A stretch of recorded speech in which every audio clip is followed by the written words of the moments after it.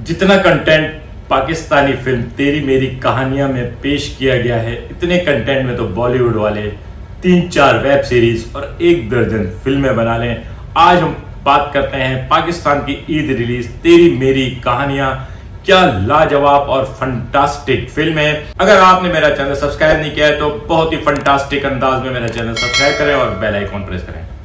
दोस्तों, इसके trailer review में मैं आपको बता चुका था कि ये एंथोलॉजी मूवी है और इसकी कास्ट, इसकी प्रोडक्शन टीम वगैरह सब के बारे में आपको बता दिया था।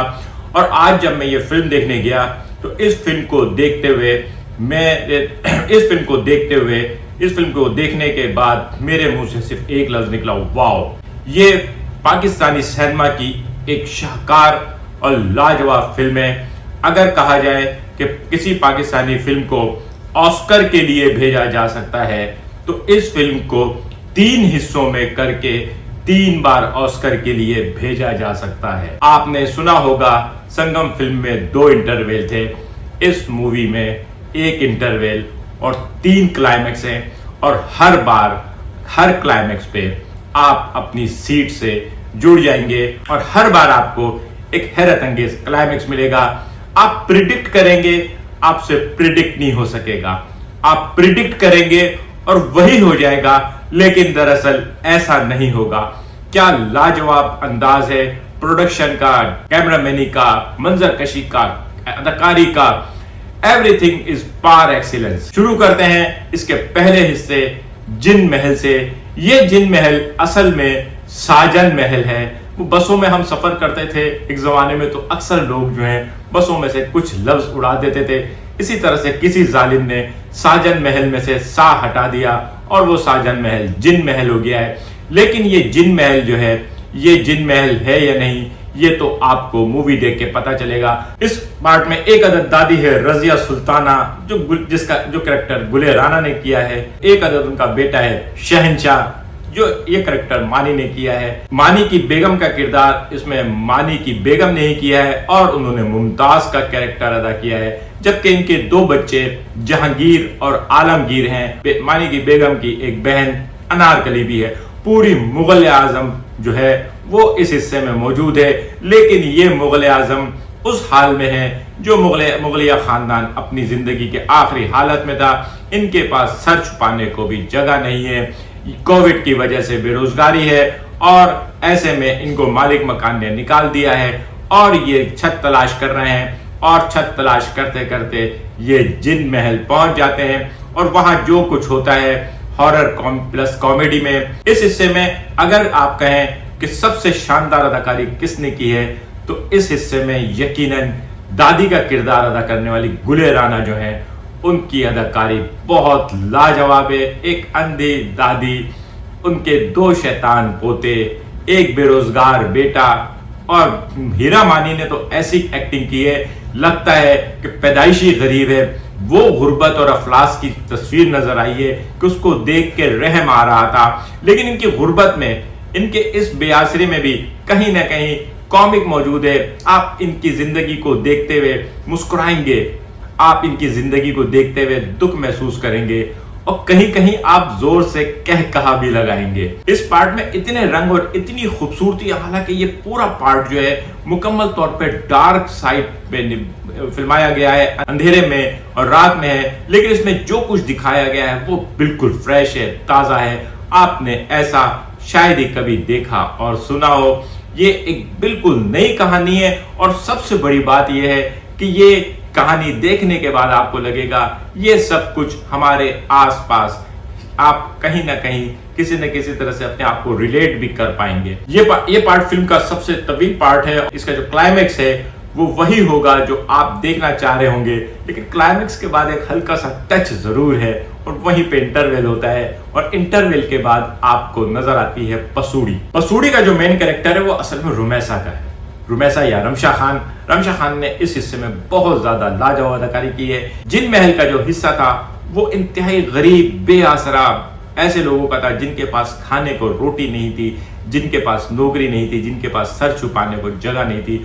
और ये एकदम अचानक बहुत ही शानदार पॉश लाइफ, बहुत ही खूबसूरत डिजाइनर्स, बड़ी बड़ी मर्सिडीज गाड़ियां और उसमें रमशा खान की शादी वाले दिन निकाह से 8 घंटे पहले हीरोइन को अपनी जिंदगी का सबसे बड़ा सपना पूरा करने का मौका मिला है।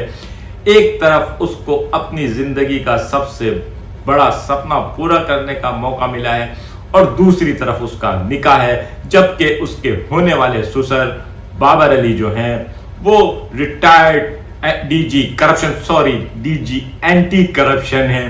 बार बार उनको फिल्म में भी डीजी करप्शन कहा गया है। बाबर अली का जो कैरेक्टर है वो असल में बिल्कुल उस तरह का है जिस तरह का इंडियन फिल्मों में रिटायर्ड फौजियों का कैरेक्टर होता है, लेकिन शायद डायरेक्टर ने कुछ एहतियात को मद्देनजर रखते हुए इनको डीजी एंटी करप्शन ही दिखाया गया है। शहरियार मुनव्वर इस हिस्से में बहुत शानदार, शहरियार मुनव्वर ने बहुत अच्छी अदाकारी की है और इस हिस्से को देखते हुए हर वो शख्स जिसको अपनी बेटी ब्यानी है, जिसको अपनी बहन की शादी करनी है, वो सोचेंगे दामाद हो तो ऐसा, और लड़कियां कहेंगी काश हमारा होने वाला शौहर भी ऐसा ही हो। ये एक ब्यूटीफुल पार्ट है, लेकिन इस ब्यूटीफुल बबली पार्ट में जहां पे बड़े मजे के जुमले हैं, जब शहरियार मुनव्वर बार बार बीमारी का बहाना करता है तो बाबर अली उसको कहता है कि तेरी बॉडी है। ये पाकिस्तान के मसाइल कि हर थोड़ी देर में कहीं ना कहीं कोई ना कोई मसला शुरू हो जाता है। इस तरह की विट वासे चौधरी हो और विट ना हो, वासे चौधरी और ह्यूमर ना हो, कंडीशनल कॉमेडी भी है, छोटी छोटी पंच लाइनें भी हैं और साथ में कहीं ना कहीं आपको बार बार इंतहाई गैर महसूस अंदाज में बहुत अच्छा पॉजिटिव मैसेज दिया जा रहा है। हीरोइन ने बहुत इमोशनल ब्लैकमेलिंग की है, सही मानों में उसने औरत कार्ड खेला है, लेकिन ये औरत कार्ड जो उसने खेला है बिल्कुल सही खेला है। लड़कियों को भी अपनी जिंदगी और अपने ख्वाब पूरे करने की पूरी आजादी हासिल होनी चाहिए।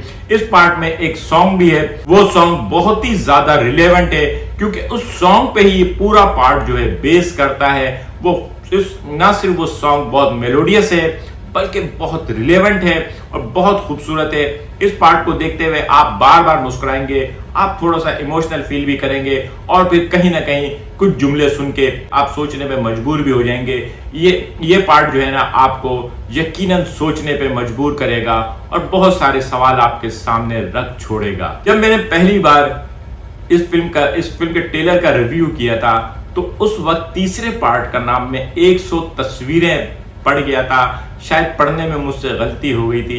ये 100 तस्वीरें नहीं 123वीं है। 20 मिनट विद मिसेस ओकेंटब अगर किसी ने भी पढ़ा हो तो आपको याद होगा वो वन एक्ट प्ले है जिसमें दो कैरेक्टर मिसेस ओकेंटब और वो जो बंदा होता है वो दोनों एक प्लेटफॉर्म पे बैठे हैं और बातें कर रहे हैं और उनकी गुफ्तगू के दरमियान एक पूरी स्टोरी जो है वो आपके सामने रिवील होती है, जंग भी आती है, उसमें बहुत कुछ है। इसी तरह से इसमें भी ये दो कैरेक्टर हैं जो ट्रेन में आमने सामने बैठे हैं। महविश हयात ने मेरे ख्याल में अपनी जिंदगी का बेस्ट कैरेक्टर किया है। महविश हयात ने एक ऐसी औरत का किरदार अदा किया है जो शादीशुदा है, जिसने लव मैरिज की है, उसका शौहर थोड़ा सा खराब है और उसको अपने शौहर पे शक नहीं बल्कि यकीन है कि वो चीटर है, बेवफा नहीं है और साथ ही उसको अपने हुस्न पे बहुत ज्यादा घुमंड है।